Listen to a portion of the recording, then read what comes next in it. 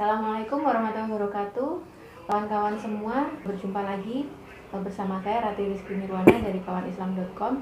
Dan kali ini saya membawakan acara Ngabuburit Menata Hati bersama pengasuh dan pendiri Pondok Pesantren Putri Progresi Fatimah Al-Amin, yaitu Profesor Dr. Haji Muhammad Amin Syukur MA.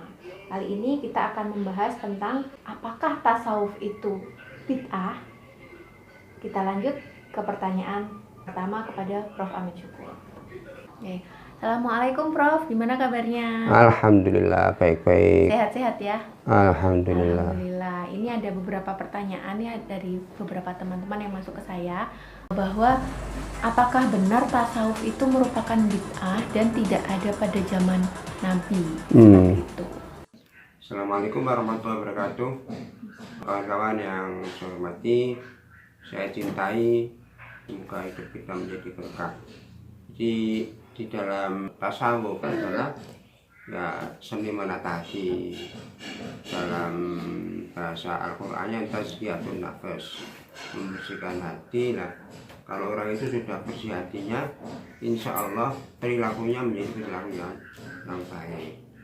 Dalam proses menuju kepada Allah itu ada namanya istilah-istilah teknis itu tahalli, tajalli. Tahalli itu membersihkan hati dari hal yang kotor.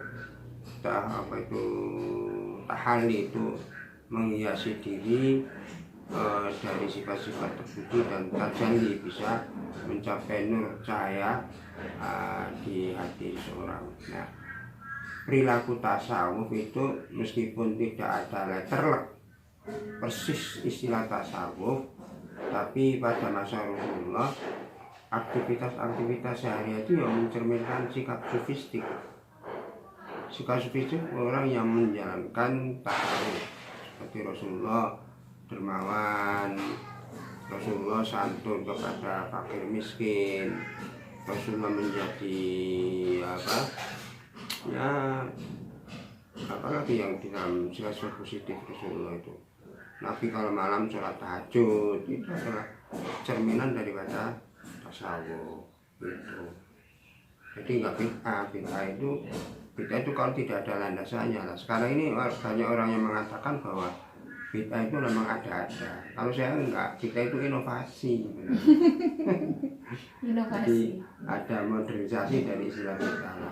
Di dalam orang-orang yang berpikir tekstual itu biasanya membicarakannya teks. Kalau tidak ada teksnya ya berarti bid'ah. Padahal Rasulullah bersabda dalam hadisnya itu, taraktu fikum amrayni ma lan tadillu ma in tamassaktum bihima kitabillah wa sunnati rasulih. Jadi kata Rasulullah, saya meninggalkan dua warisan yang kamu tidak akan tersesat selama berpegang pada dua itu, yaitu Al-Quran dan Sunnah. Jadi bukan hadis. Jadi hadis itu teks, perbuatan, dan penetapan Nabi itu hadis. Kalau Sunnah itu kan tradisi yang berkembang di masyarakat. Kita lanjut ke pertanyaan selanjutnya. Mungkin kita perlu lebih mendalami tentang apa itu tahalli, tahalli dan tajalli, dan bagaimana supaya kita ini supaya bisa menerapkannya dalam kehidupan kita sehari-hari. Tadi istilahnya bukan tahalli tapi tahalli dulu. Tahalli. Jadi ada huruf jim. Kalau titik di atas namanya tahalli. Kalau tidak ada titiknya namanya tahalli. Kemudian tajalli itu adalah ada titik di bawah. Nah, ini dimulai dari tahalli, itu membersihkan dari sifat-sifat tercela. Contohnya apa? Sombong, kemudian riya, pamer, ujub, itu ya bangga diri, sum'ah, ingin populer, itu harus dihilangkan di hati setiap orang. Tidak bisa kemudian itu diganduli begitu saja, tapi bagaimana sifat-sifat yang negatif itu dihilangkan. Baru setelah itu menghiasi diri dengan sifat-sifat terpuji seperti tawadu, ya, kemudian ikhlas, terus sabar. Itu diisi. Nah, setelah orang itu bersih hati ini, insya Allah akan tercerahkan apa yang ada dalam hatinya. Nah, ini hati ini luar biasa. Kalau kita membaca, mendengar, melihat itu peranan hati itu sangat-sangat luar biasa. Ya. Tadi kan berarti Tahalli, tajalli. Ya. Tadi yang baru dijelaskan, yang pertama tadi taholi. Ya.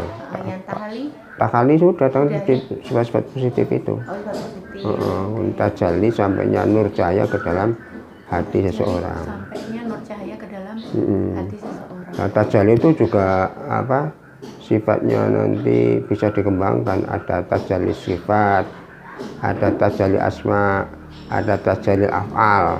Nah, itu mungkin lain kali bisa dijelaskan. Nah, terus perkembangan tasawuf pada masa Rasulullah seperti tadi, kemudian sahabat juga sama. Jadi tasawuf itu mengkristal pada abad, ada yang mengatakan pertengahan abad kedua, ada yang mengatakan pertengahan abad ketiga. Nah, ini kristalisasi makna-makna tasawuf dan perkembangannya sampai nanti zaman modern ini bagaimana kehidupan kita. Kan sering ada orang mengatakan bahwa tasawuf nggak cocok dengan zaman sekarang, karena sekarang ini kan perlu ada aktivitas bisnis misalnya. Seperti kamu kan bisnisan juga. Iya gitu. Jadi ini kaitannya dengan zuhud ya. Nanti kita jelaskan pada masanya. Teman-teman, kesimpulan dari diskusi kita sore ini, dialog kita sore ini adalah tasawuf itu sebenarnya sudah ada dari zaman Nabi, meskipun itu bukan merupakan suatu teks, tapi seluruh amalan Nabi Muhammad SAW itu ada ruh tasawuf di dalamnya. Benar ya Prof ya? Ya. Nah, untuk teman-teman yang di rumah, selamat menantikan waktu berbuka puasa. Semoga amal ibadah kita di bulan Ramadan ini diterima oleh Allah, dan ingat untuk tetap menjaga hati kita, menata hati kita untuk selalu positif, karena dari hati yang positif, pikiran yang positif itu akan menambah daya tahan tubuh kita sehingga kita bisa sehat walafiat selalu. Terima kasih. Assalamualaikum warahmatullahi wabarakatuh.